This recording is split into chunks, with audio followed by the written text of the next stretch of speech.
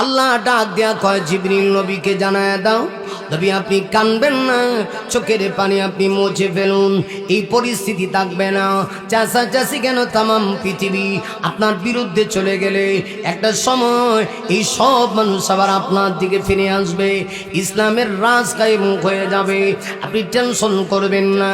দেখা গেল আমার নবীর উপরে যখন কিছুদিনের জন্য ওয়াহির বিরোধী কাল চলতেছিল, মক্কার মানুষগুলি শুধু আমার নবীকে নিয়ে ষড়যন্ত্র করে তা না, নবীর চাচা পর্যন্ত ষড়যন্ত্র করে না, নবীর চাচা শুধু ষড়যন্ত্র করে তা না, নবী চাচি উম্মে জামিল এসে আমার নবীকে ডাক দেয়া কয় মুহাম্মদ বুঝতে পেরেছি তোমার কাছে যে একটা শয়তান আসতো, শয়তান বলতে জিবরিল আমিনকে বোঝায়, ওই জিবরিল ওই শয়তানটা এখন আর তোমার কাছে আসে না, বুঝতে পেরেছি এখন আর তোমার আল্লাহ আগের মতো তোমাকে ভালোবাসে না, না না না তোমার আল্লাহ আগের মতো তোমাকে মহব্বত করে না করে না করে না।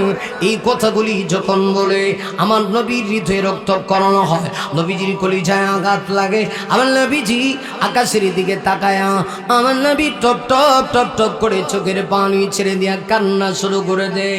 নবী আমার আকাশের দিকে তাকায় বলে আল্লাহ গো সব বরদাস্ত করতে পারি, কেউ যদি বলে আপনি আমাকে ভুলে গেছেন, আমি আপনাকে মহব্বত করি না, এটা তো বরদাস্ত করতে পারি না।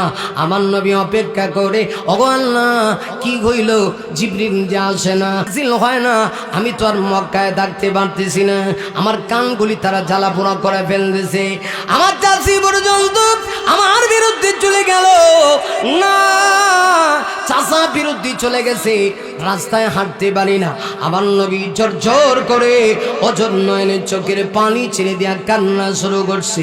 আমার নবী আকাশের দিকে তাকায়া অপেক্ষার প্রহর গুণে একদিন, 2 দিন, 3 দিন, 4 দিন, 5 দিন, 6 দিন, 7 দিন, 8 দিন, 9 দিন, 10 দিন, 11 দিন, 12 দিন, 13 দিন, 14 দিন চলে গেল। 15 দিন পরে আমার আল্লাহর কুদরতি জড়িয়ায় জোশ মেরে দিয়েছে। আল্লাহ ডাক দেয়া কয় জিবরিল আমার বন্ধু কষ্ট পাইলে আমি আল্লাহ বরদাস্ত করতে পারি না, নারী জিবরিল না, আমার বন্ধুর সঙ্গে আমি অভিমান করি নাই, এটা কোরআনের পাওয়ার, কোরআনের পাওয়ার। আমি বন্ধুর কাছে কিছুদিনের জন্য ওয়াহির দরজা বন্ধ দিয়েছিলাম, কিন্তু বন্ধু মক্কার কাফেররা কি বলে, আমার বন্ধু আঘাত পেয়েছে, আমার বন্ধু মানসিকভাবে ভেঙে পড়েছে। জিবরিল আর দেরি করিস না, এই মুহূর্তে যাও কোরআন শরীফের সূরা দোহাটা নিয়ে আমার বন্ধুর সামনে হাজির হয়ে যাও। তবে জিবরিল অন্য সময় যখন কোরআন নিয়ে যাইতা আমার নবীর কানের কাছে গিয়া আস্তে আস্তে করে তেলাওয়াত করতা, নারী জিবরিল না, এখন আস্তে করে তেলাওয়াত করার কোনো সুযোগ নাই, দ্রুত গতিতে আমার বন্ধুর কাছে গিয়া সূরা দোহাটা তেলাওয়াত করে আমার বন্ধুকে জানায়া দাও আমি আল্লাহ 2টা কসম করে বলছি, ওয়াদ-দুহা ওয়াল-লাইলি ইযা সাজা।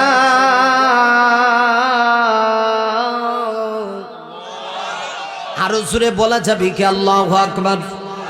আরো জোরে জোরে আওয়াজ করে বলেন আল্লাহু আকবার।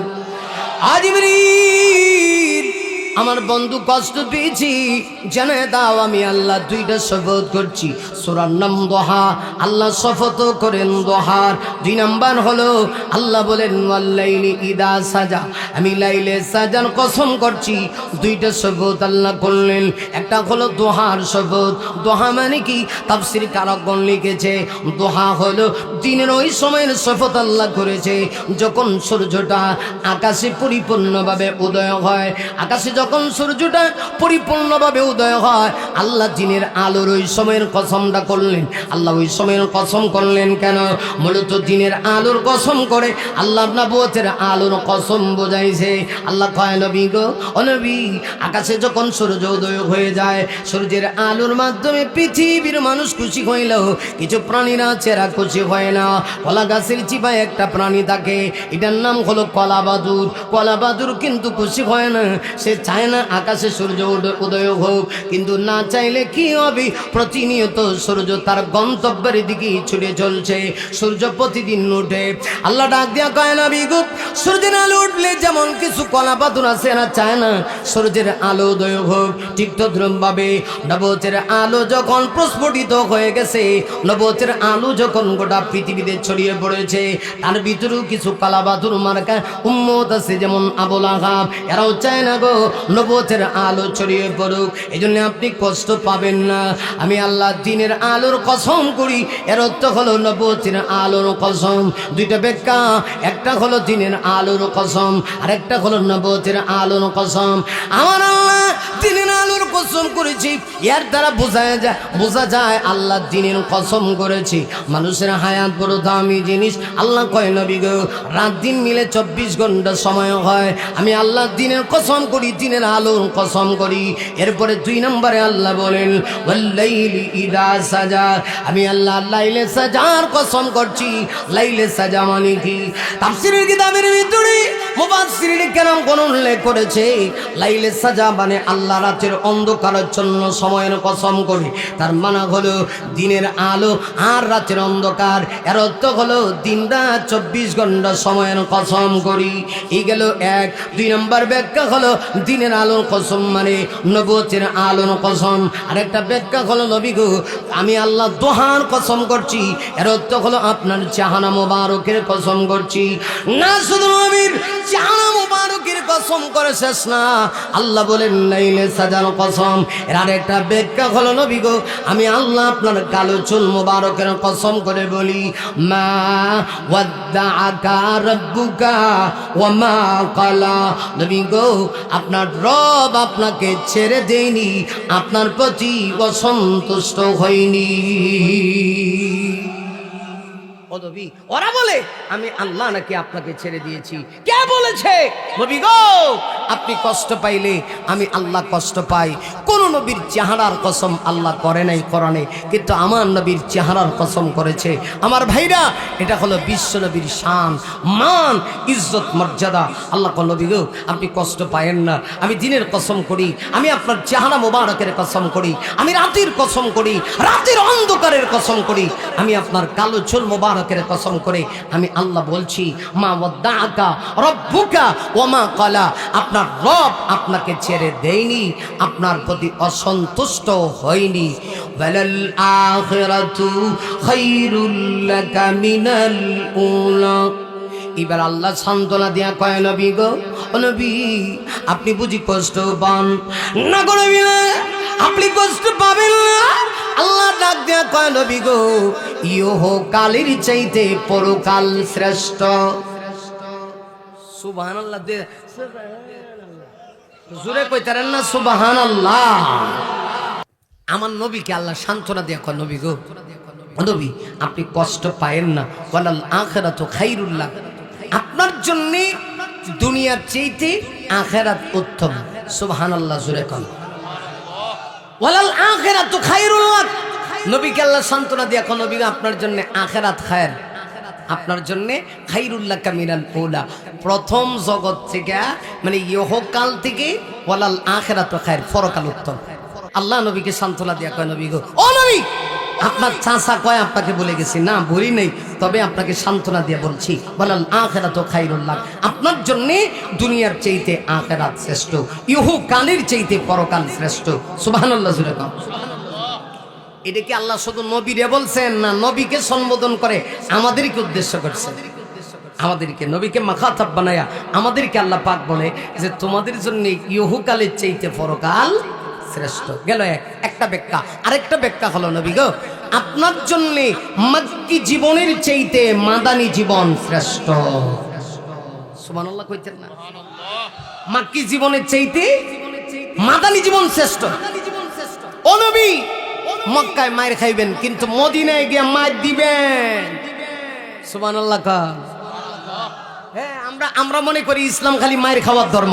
অনেক সময় আমরা বিভিন্ন দেখবেন যে সরকারি চাকরিজীবীরা এরা হুজুর তাইফের ঘটনা কইতারেন না, ওদের হ্যাঁ আমরা বুঝো এটা যে আমরা খালি মায়ের খাইছি, এটা কইতে আমার মানুষ কান্ত। আরে বেটা, আমার নবীর মায়ের খাওয়া যেমন সুন্নত ছিল, নবীর মায়ের দেওয়া সুন্নত ছিল। মুসলমান কখনো মায়ের খাবে, প্রয়োজনে মুসলমান মায়ের দিবে। অতএব রাসূলের জীবনে যেমন মক্কি জীবন ছিল, মাদানী জীবন ছিল, আমি মনে করি একটা সময় আমরা মক্কি জীবনের ভূমিকায় ছিলাম, এখন মাদানী জীবনের ভূমিকায় আসছি।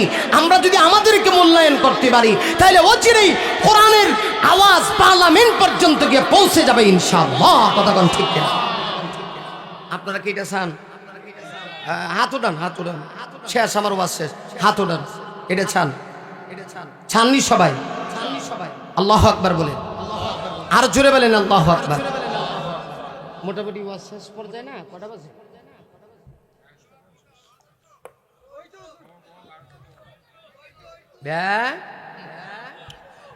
ওয়াজ হইতো। আরে এই কথাটা শুনলে এত ভাল লাগে, এটা আনসার হিসাবে কইতো। ওয়াজ হইতো, হুজুর আরো ওয়াজ করক্কা, ওয়াজ হইতো, আমিও কইতাম। আল্লাহর বান্দা দুনিয়াতে নাই। আহা, কত যে মাইর খাইছি কাজীর বাজার থাকতে। আনসার হিসাবে বয়ান হোনার লাগে গিরিল ভাইয়া একদিন টেনকাটাল ইসলাম, যারা কাজীর বাজার পড়ছে এরা কইতে পারবো। আর তখন সুপারইনটেন্ডেন্ট হুজুর ছিল, এখন যিনি মোহতামিম সাহেব, তো আব্দুল সোবহান সাহেব, মাশাআল্লাহ কি গরম, খালি কইতো সুপারইনটেন্ডেন্ট হুজুর আইছে রে, খালি সুপারইনটেন্ডেন্ট হুজুর আইছে রে। এদুর কইলে পুরো মাদ্রাসা ঠান্ডা, হযরত ওমরের মতো সবাই ডরাইতো। আর হুজুর আবার রাগিও ছিলেন, আবার মহব্বতও করতো। ছাত্র জমানায় আমারে মনে আছে, নহমিরে জামাতে পড়ি, তখন এক বেটায় আমার নাম দেলোয়ার হোসেন ফিচ্চি হুজুর লিখকে মাদ্রাসার গেটে নিয়ে ফুসটা টাঙ্গাই দিছে। এটা তো আর আমি রাইতে যে টাঙ্গাইছে এটা তো আমি কইতারি না। ঘুম থেকে উঠছি, উঠার পরে আমার কানে কানে খবর আইছে, সাংবাদিকরা আছে না, এরা কয় আজগা টেলা খারে, কয় বাবা বুঝবা কথা কি কিছু বুঝতেছেন? আমরা সিলেটের মানুষ না, এই জন্য কইতেছি মহব্বত করে। পরে ক্লাসে গিয়ে বইছি, এমনি সুবহানাল্লাহ হুজুর কয় তোমার ফিসিতে লকব লাগছে, হ্যাঁ তুমি বাচ্চা হুজুর, আজকে তোমারে বোঝামো, আগে কি ফরাইছিলাম এটা কহ। আমি তো ডাঁডা হয়ে বইছি, কথা কি বুঝছেন না? ওনাদের এগুলো ছিল আমাদের জন্য দোয়া, গনিমত। আল্লাহ তাআলা হুজুরের হায়াত বাড়ায় দেখ, সকলে বলে আমিন।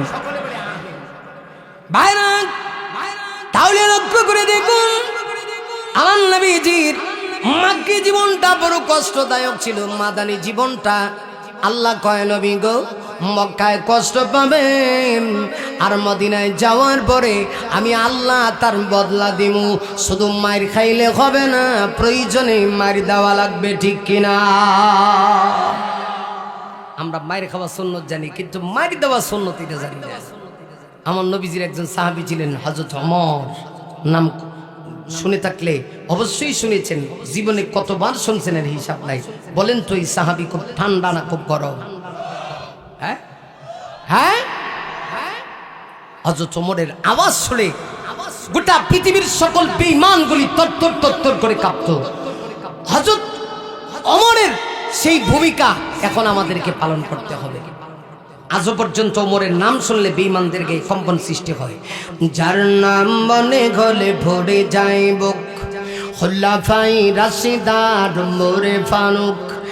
মাবুদির পতি ছিল নিবেদিত প্রাণ, জীবন করে দুঃখীদের ত্রাণ। বলবো অসুবিধা হইতেছে? মাবুদির পতি ছিল নিবেদিত প্রাণ, জীবন করে দুঃখীদের ত্রাণ। তে কুড়ি দুনিয়ার আলিশান সুখ, ওমরে ফারুক, ওমরে ফারুক। মারহাবা গান। ওমরে ফারুক, ওমরে ফারুক, যার নাম মনে গলে ভরে যাইব, খুলাফায়ে রাশিদার ওমরে ফারুক। মাবুদির পতি ছিল নিবেদিত প্রাণ, জীবন করে দুঃখীদের ত্রাণ। তে কুড়ি দুনিয়ার আলিশান সুখ,